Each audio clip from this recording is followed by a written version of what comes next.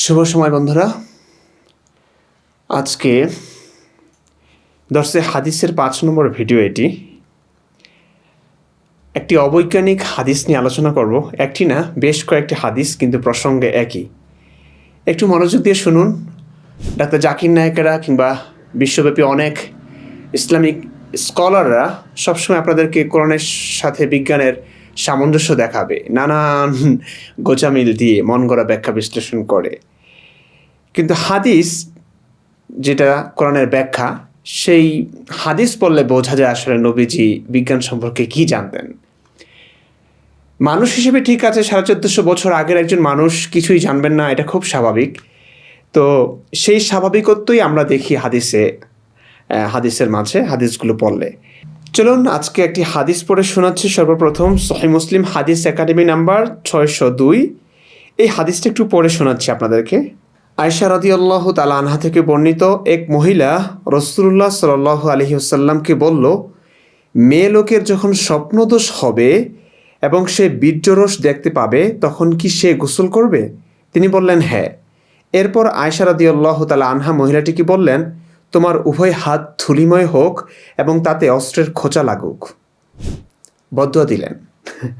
তিনি অর্থাৎ আয়েশা রাদিয়াল্লাহু তাআলা আনহা বলেন, তারপর রাসূলুল্লাহ সাল্লাল্লাহু আলাইহি ওয়াসাল্লাম বললেন, ছেড়ে দাও ওকে, ভর্ৎসনা করো না। সন্তান মা বাবার সদৃশ্যের কারণেই হয়ে থাকে। যখন স্ত্রীর বীর্য পুরুষের বীর্যের আগে জরায়ুতে প্রবেশ করে তখন সন্তানের আকৃতি তার মামাদের মতোই হয়, আর যখন পুরুষের বীর্য মেয়ে লোকের বীর্যের উপর প্রাধান্য লাভ করে তখন তার আকৃতি চাচাদের মতোই হয়। আমি আপনাদেরকে একটু দৃষ্টি আকর্ষণ করব হাদিসের শেষাংশের দিকে। দেখুন, মেয়ে লোকের স্বপ্নদোষ হয় কিনা সেটি হতে পারে। পুরুষের যেমন স্বপ্নদোষ হয়, তো মেয়ে লোকেরও স্বপ্নদোষ হতে পারে। এটি আমি চ্যাটজিপিটিকে জিজ্ঞেস করলাম এবং ঘাটাঘাটি করে জানলাম এটি ঠিক আছে। তখনকার মহিলারা এটা বুঝতে পেরেছে, তো নবীকে জিজ্ঞেস করেছে। কেমন নবী দেখুন, মহিলারা এসে কী সব জিজ্ঞেস করে। আচ্ছা ঠিক আছে, সমস্যা নেই। যখন স্ত্রীর বীর্য পুরুষের বীর্যের আগে জরায়ুতে প্রবেশ করে তখন সন্তানের আকৃতি তার মামাদের মতোই হয়। এটা সম্পূর্ণ অবৈজ্ঞানিক একটা কথা।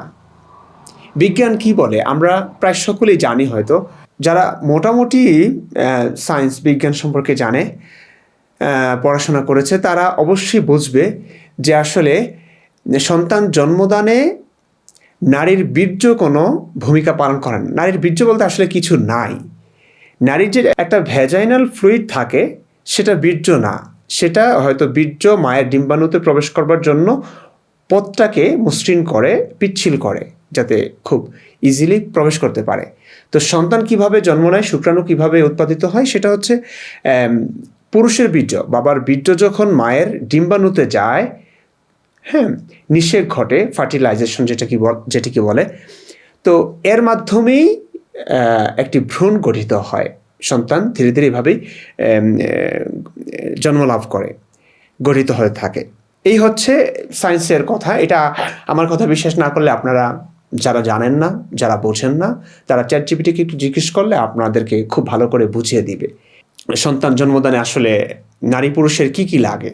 মায়ের ডিম্বাণু এবং পুরুষের শুক্রাণু।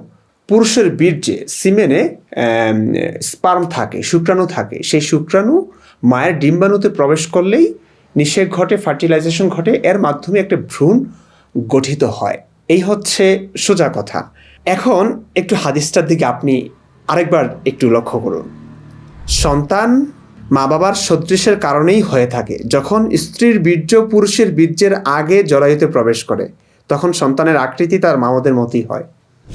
অর্থাৎ নবী বলছেন, স্ত্রীর বীর্য আছে, স্ত্রীর বীর্য পুরুষের বীর্যের আগে যখন জরায়ুতে প্রবেশ করে তখন নাকি সন্তানের আকৃতি মামাদের মতো হয়। আর যখন পুরুষের বীর্য মেয়ে লোকের বীর্যের উপর প্রাধান্য লাভ করে, অর্থাৎ পুরুষের বীর্য আগে প্রবেশ করে, তখন তার আকৃতি, সন্তানের আকৃতি চাচাদের মতোই হয়।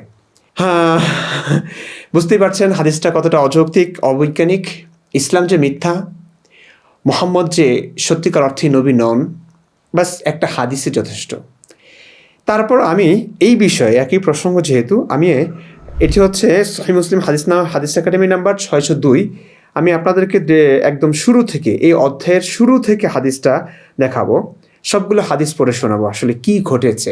একজন মহিলা এসে নবীকে আসলে স্বপ্নদোষের ব্যাপারে জিজ্ঞেস করবার কারণে নবী কি বলেছে আরও গভীরভাবে স্পষ্টভাবে জানবার জন্য আপনাদের একটু ধৈর্য ধারণ করে শুনতে হবে। 596 নং হাদিসটা আমরা একটু পড়ে শোনাচ্ছি। এখান থেকেই এই অধ্যায়টা শুরু হয়েছে।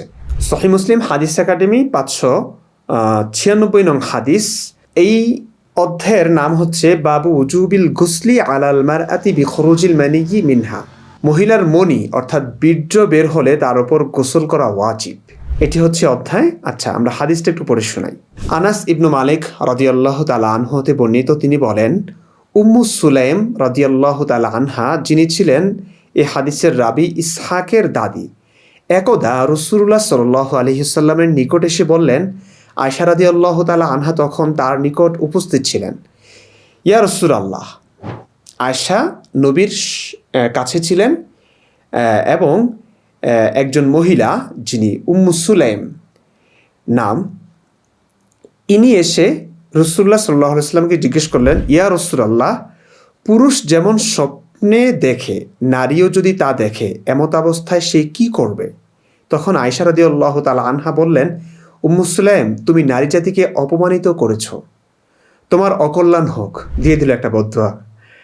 তার এ কথা ছিল ভালো উদ্দেশ্যে, ব্রেকেটে লেখা। এটা কিন্তু আলেমরা লিখেছে, হাদিসের অংশ না। দেখুন, একজন নারী এসে একটা প্রশ্ন করতেই পারে, সেই প্রশ্নটা অযৌক্তিক হতে পারে। এই কারণে কি বদদুয়া, তোমার হাত থুলিমে হোক, তুমি নারী জাতিকে অপমান করেছ, তোমার অকল্যাণ হোক, এই কথা বলা যায়? আমার মানবিক দৃষ্টিকোণ বলছে যে যায় না এটা। যা হোক, ব্রেকেটে আবার লিখে দিয়েছে। ইসলামটাকে সভ্য বানাবার চেষ্টা যে আলেমরা করে থাকে সেটা দেখানোর জন্য এটুকু বৃদ্ধি করলাম। তার এই কথা ছিল ভালো উদ্দেশ্যে। ভালো উদ্দেশ্যে কেমন হয়? যা হোক, অতঃপর রাসূলুল্লাহ সাল্লাল্লাহু আলাইহি ওয়াসাল্লাম আয়েশা রাদিয়াল্লাহু তাআলা আনহাকে বললেন, বরং তোমার অকল্যাণ হোক। নবী এদিক দিয়ে ভালোই প্রতিবাদ করেছে আর কি। এরপর উম্মে সুলাইম রাদিয়াল্লাহু তাআলা আনহুর জবাবে বললেন, হ্যাঁ, উম্মে সুলাইম, সে গোসল করে ফেলবে যখন ওইরূপ দেখবে। অর্থাৎ কোনো মহিলা যদি রাতে স্বপ্নে কিছু দেখে তাহলে সে গোসল করবে পুরুষের মতো। আচ্ছা, এরপরের হাদিসটা আমরা দেখি। একই হাদিস, একই ঘটনা একটু ভিন্নভাবে এসেছে। 597 নং হাদিস।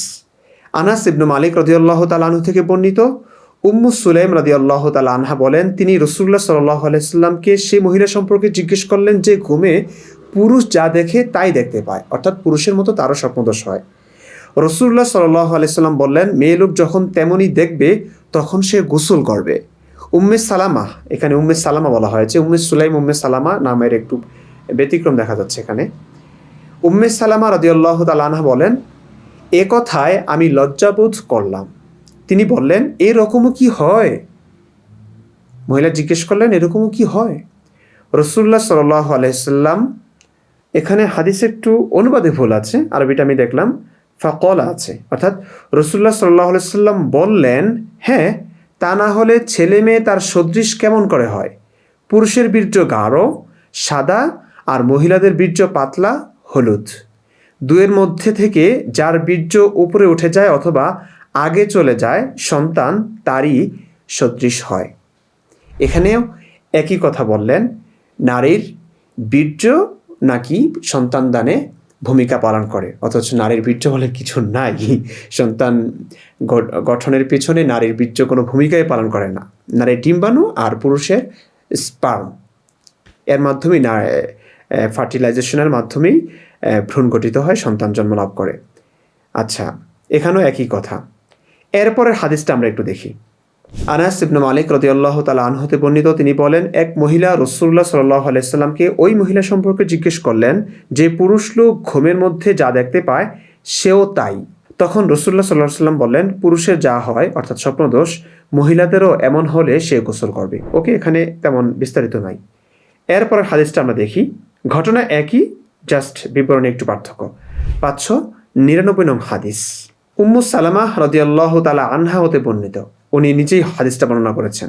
তিনি বলেন, উম্মু সালামা একদা রাসূলুল্লাহ সাল্লাল্লাহু আলাইহি ওয়াসাল্লামের নিকট এসে বললেন, ইয়া রাসূলুল্লাহ, আল্লাহ তাআলা হক কথা বলতে লজ্জাবোধ করেন না, তাই মহিলাদের যখন স্বপ্নদোষ হয় তখন কি তার উপর গোসল করা জরুরি?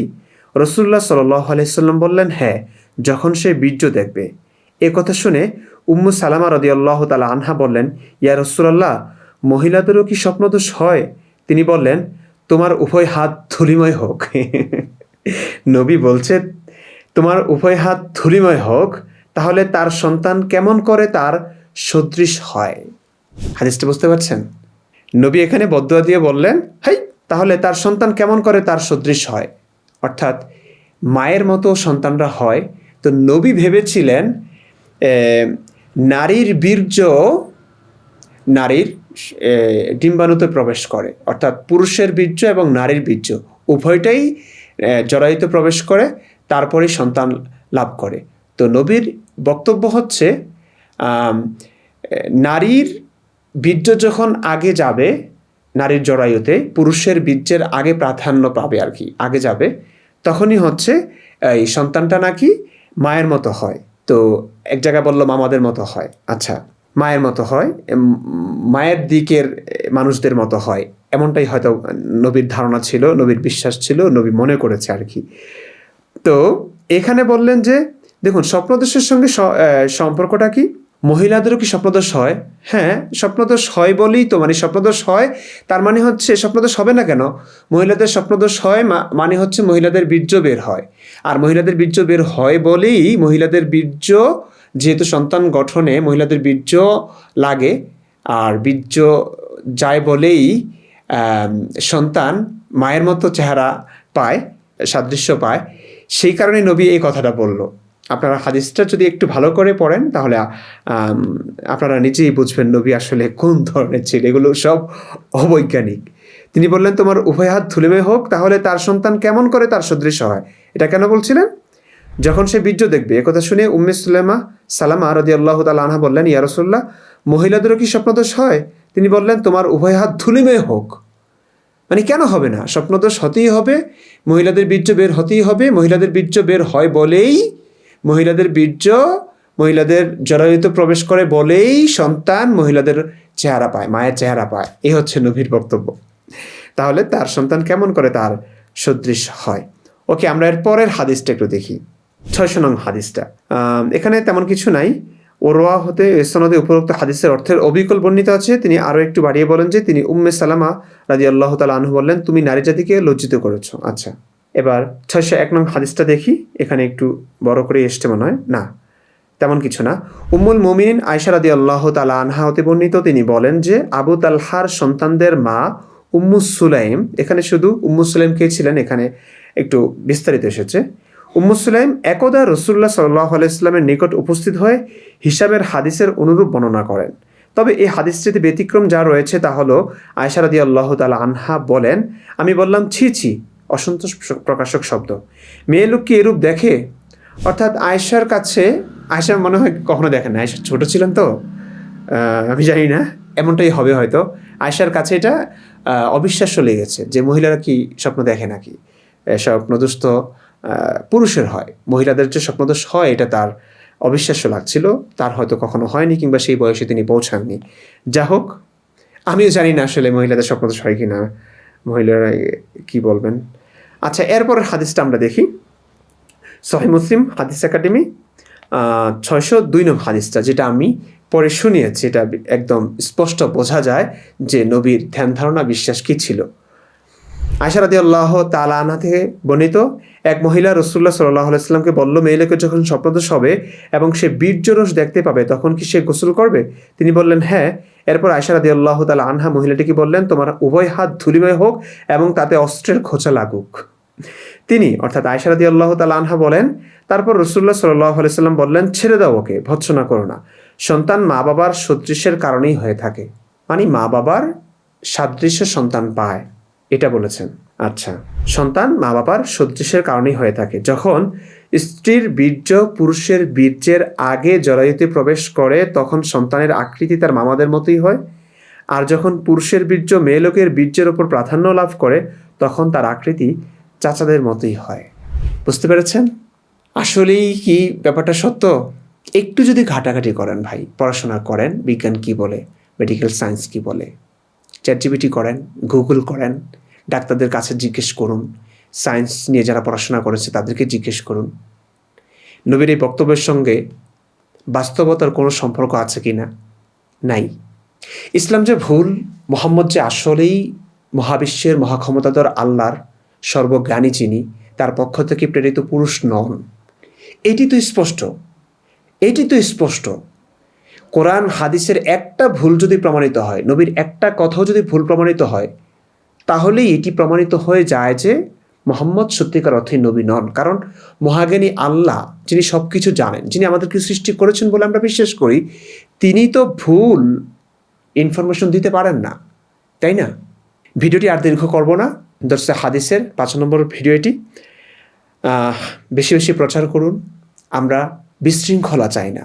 ধর্মের জন্য মানুষ মরছে, এই মিথ্যে ধর্মের জন্য।